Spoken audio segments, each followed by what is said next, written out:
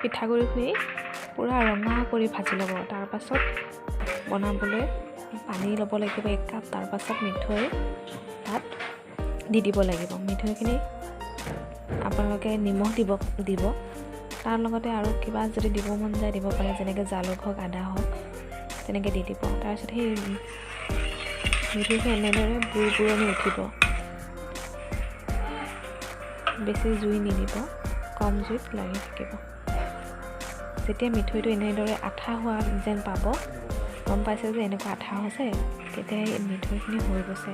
আপুনি নমাই সেই শুকান পিঠাগুড়িখিনিত দি দিব।